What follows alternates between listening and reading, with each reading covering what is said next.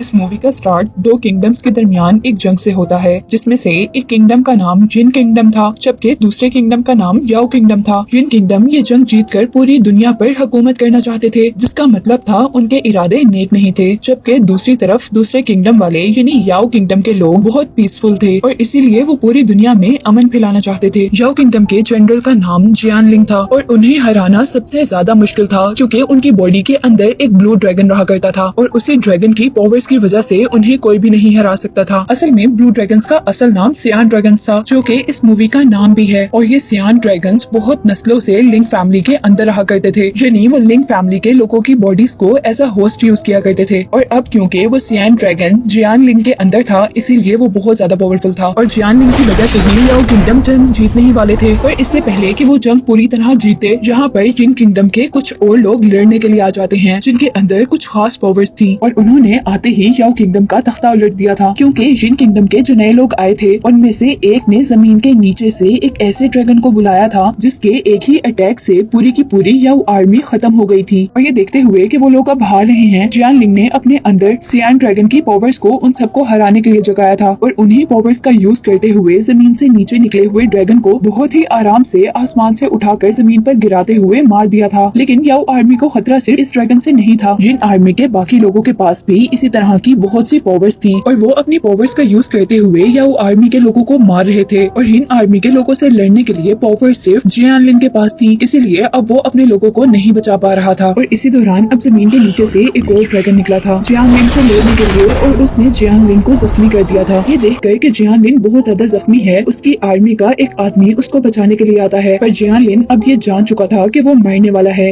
इसीलिए वो अपने अंदर से ड्रैगन पावर्स निकाल कर लियो को दे देता है, यानी उस आदमी को जो जियानलिन को बचाने आया था। और जियानलिन लियो से कहता है कि तुम ये पावर्स लेकर जल्दी से शहर चले जाओ और वहाँ जाकर मेरी छोटी बहन जियानलिन से मिलो। जहाँ लियो को कुछ नहीं समझ आ रहा था कि उसे क्या करना चाहिए, उसे जियानलिन की बात मानकर जंग छोड़ देनी चाहिए या अपने आप और बाकी सब लोगों को बचाने के लिए लड़ना चाहिए। लेकिन जियानलिन के फोर्स करने पर अब वो अपने घोड़े पर सवार होकर वहाँ पर जाता है जहाँ उसने जियानलिन की बहन से मिलना था। जिसके बाद यहीं से सीन कट होता है और हमें शॉनलिन को दिखाया जाता है। वो यहाँ कुछ आदमियों के साथ लड़ने की ट्रेनिंग ले रही थी, जिसे देखते हुए हमें पता चला था कि उसके पास भी उसके भाई जियानलिन की तरह लड़ने की खास एबिलिटीज हैं और वो ट्रेनिंग भी इसलिए ले रही ताकि वो अपने भाई की तरह अपने आप को सियान ड्रैगन की पावर्स को और अपनी किंगडम को बचा सके। जिसके बाद हम देखते हैं कि लियो भी यहाँ पर पहुँच गया था और वो शॉनलिन से कहता है कि उसे उसके जनरल जियानलिन ने भेजा है और लियो के पास कुछ ऐसा है जो वो शॉनलिन को दिखाना चाहता है। और लियो अब उसको अपनी बॉडी में से ड्रैगन निकाल कर दे रहा था, लेकिन ड्रैगन एक मिनट के लिए निकलकर दोबारा लियो की बॉडी के अंदर जज्ब हो गया था। और ये देखकर शॉनलिन भी बहुत ज्यादा हैरान थी, क्योंकि ये ड्रैगन्स हमेशा लिंग फैमिली पर ही ट्रस्ट किया करते थे, जबकि लियो का लिंग फैमिली से कोई भी ताल्लुक नहीं था। जिसके बाद वो लियो को लेकर एक अजीब टेंपल के अंदर आती है और वो उसे यिन किंगडम और याओ किंगडम के दरमियान सदियों से चली आ रही इस लड़ाई का पास्ट बताती है। वो कहती है कि यिन किंगडम हमेशा से इस दुनिया पर कब्जा करना चाहते थे, जबकि याओ किंगडम इस दुनिया को बचाना चाहते थे। और इसीलिए लिंग फैमिली, जो कि पहले याओ किंगडम के बादशाह हुआ करते थे, सियान ड्रैगन्स ने उन्हें अच्छा समझकर अपनी पावर्स के लिए होस्ट चुना था, यानी वो लिंग फैमिली के लोगों की बॉडी के जरिए अपनी पावर्स का इस्तेमाल करवाना चाहते थे। वो उसको कहती है कि कहानी बस यही खत्म नहीं हुई थी, बल्कि ये ताकत जब सबसे होते हुए मेरे भाई तक आई थी तो वो उसे पूरी तरह संभाल न सके और जंग के अंदर वो पावर्स कमजोर होने की वजह से उनके अंदर का सियान ड्रैगन एक छोटे से ब्लू ड्रैगन में चेंज हो गया। जिसके बाद शाओलिन यहाँ टेंपल में से एक ऐसा पत्थर उठाती है जिसकी हेल्प से वो लियो की बॉडी में से ड्रैगन को बाहर निकाल सकती थी, लेकिन वो ये देखकर हैरान थी कि सियान ड्रैगन लियो की बॉडी से बाहर निकलने को तैयार ही नहीं था।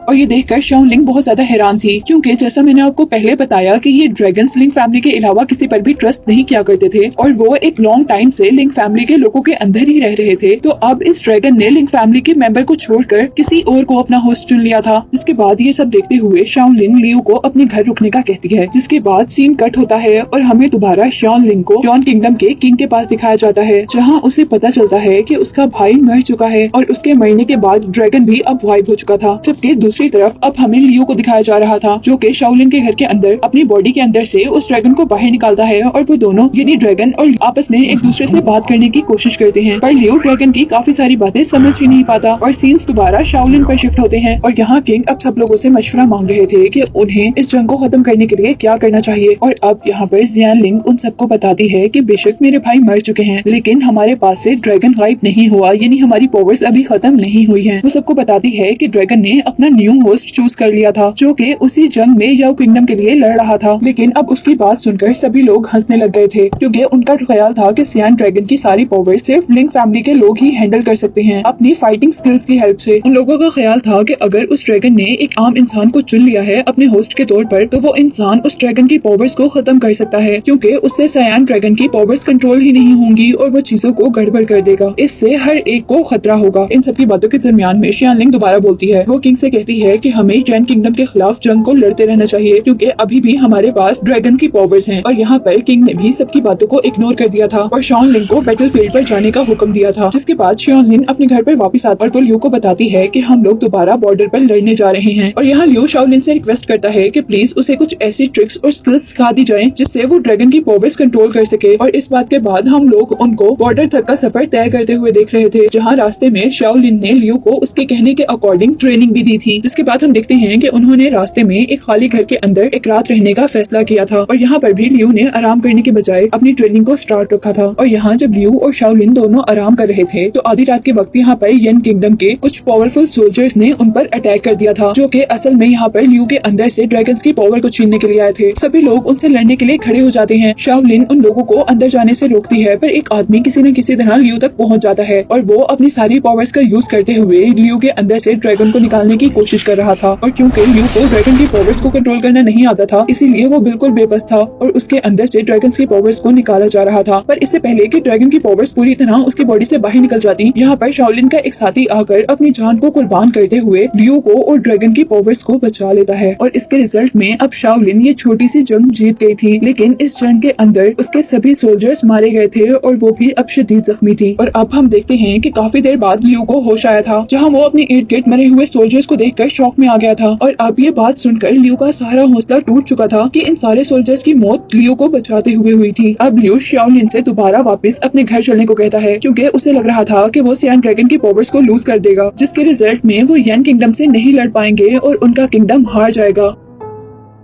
लेकिन शाओलिन को उसकी बात बिल्कुल भी ठीक नहीं लगी थी। वो उससे कहती है कि तुम्हें हार नहीं माननी चाहिए क्योंकि तुम्हारे पास जो पावर्स हैं वो एक्स्ट्रा ऑर्डिनरी हैं, बस तुम्हें इनका यूज आना चाहिए। शाओलिन उसे कहती है कि तुम चाहे हार मान जाओ लेकिन मैं कभी भी हार नहीं मानूंगी क्योंकि मैं जानती हूँ कि इस किंगडम ने इस जंग को जीतने के लिए बहुत से लोगों की कुर्बानियां दी हैं जिसमें मेरा भाई भी है। वो लियो से पूछती है कि क्या ये लोग जो यहाँ पर मरे हुए हैं तुम उनके सेक्रीफाइसेस को ऐसे ही जाने दोगे जिन्होंने तुम्हारे और साइन ड्रैगन के लिए अपनी जान दी थी। और ये कहते कहते ही शाओलिन थकन से बेहोश हो जाती है जिसके बाद लियू उसके जख्मों पर पट्टी करता है और यहीं से हमें नेक्स्ट डे का सीन दिखाया जाता है जहाँ पर अब शाओलिन बिल्कुल ठीक हो चुकी थी। लियू उसके खाने के लिए कुछ एप्पल्स लेकर आता है और यहाँ शाओलिन उससे कहती है कि अगर तुम इस ड्रैगन की पावर्स को यूज करते हुए भी जंग नहीं लड़ना चाहते तो मैं तुम्हें फोर्स नहीं करूंगी और अगर तुम घर वापस जाना चाहते हो तो तुम जा सकते हो। लेकिन वो उसे बताती है कि बेशक तुम चले जाओ मैं वापस नहीं जा सकती क्योंकि मैं लिंक फैमिली की आखिरी लड़की हूँ और मुझे किसी न किसी तरह साइन ड्रैगन और इस मुल्क को बचाना है। लियू अब इस बात पे खुश था कि शाओलिन ने उसे लड़ने के लिए फोर्स नहीं किया था लेकिन इस बात पर उदास भी था कि उसकी वजह से बहुत से लोगों की जान चली गई थी। जिसके बाद से अगले दिन शाओलिन और लियू दोनों अपने अपने रास्तों पर थे पर रास्ते में लियू को फील होता है कि उसने शाओलिन को अकेले ही छोड़ दिया है। उसे ऐसा नहीं करना चाहिए था जो बहुत ही बहादुरी से लिंक किंगडम के लोगों से लड़ रही थी और उसके हाथ में अब हमने साइन ड्रैगन की पावर्स को भी देखा था। अब लिंक किंगडम के सारे छोटे छोटे सोल्जर्स को हराने के बाद उसका सामना एक बहुत बड़ी क्रिएचर से हुआ था। उसके सामने शाओलिन की पावर्स कुछ भी नहीं नजर आ रही थी। यहाँ शाओलिन के लिए भी लड़ना मुश्किल हो गया था और यहाँ अब शाओलिन की हेल्प करने के लिए लियू ने एंट्री ली थी लेकिन वो ड्रैगन उन दोनों से ज्यादा पावरफुल था और उसने अपने एक ही अटैक से दोनों को दूर गिराया था। इसके बाद शाओलिन दोबारा उठी थी उस पर अटैक करने के लिए और शाओलिन के अटैक से अब वो ड्रैगन मिट्टी में चेंज हो गया था। लेकिन उस ड्रैगन का मिट्टी के अंदर चेंज होना इस बात का साइन नहीं था कि वो ड्रैगन मर गया बल्कि उस ड्रैगन ने तो शाओलिन को ट्रैप में डाला था और वो शाओलिन को पीछे से स्टैप करने में कामयाब हो चुका था जिसकी वजह से शाओलिन अब लियू की आंखों के सामने मर गई थी जिसे देखकर लियू को बहुत ज्यादा दुख हुआ था और इसी दुख ने उसके अंदर बसे हुए ड्रैगन की पावर्स को जगाया था। जिसके बाद हम अचानक लियू को आसमान की तरफ उड़ते हुए देखते हैं और उसके आसमान पर जाते ही स्टार से आसमान पर ड्रैगन का एक निशान बनता है जिसका मतलब था कि सियान ड्रैगन की अब पूरी पावर्स वापस आ चुकी हैं जो कि किसी जंग में जर्नल से खो गई थी। और अब लियू सियान ड्रैगन की पूरी पावर्स के साथ दोबारा बैटलफील्ड के अंदर आता है। वो नीचे आकर जिन किंगडम के सारे लोगों से लड़ता है और उनको मार गिराता है लेकिन जंग अभी भी खत्म नहीं हुई थी क्योंकि अब जमीन के नीचे से जिन जिन किंगडम का एक और ड्रैगन निकला था और यहाँ इस ड्रैगन ने लियो को मुश्किल में डाल दिया था। लेकिन लियो भी अब हार मानने वाला नहीं था। वो बहुत ही चालाकी से वहाँ से दूर जाता है और अपने वेपन को लेकर वहाँ से भागते हुए उस ड्रैगन के दिल पर अटैक करता है, जिससे वो ड्रैगन भी खत्म हो गया था। और जो अब बच गया था वो असल में जिन किंगडम का सिर्फ किंग ही था, जिसको खत्म करने के बाद लियो अब इस दुनिया में पीस यानी अमन लाने में कामयाब हो चुका था। जंग जीतने के बाद वो शाओलिन की बॉडी को दोबारा अपने शहर लेकर जाने का फैसला करता है, जो कि इस बैटलफील्ड में मर चुकी थी। और इस मूवी ने हमें सिखाया था कि हमें किसी को भी कमतर नहीं समझना चाहिए। जैसे लियो को सारे कमतर समझा करते थे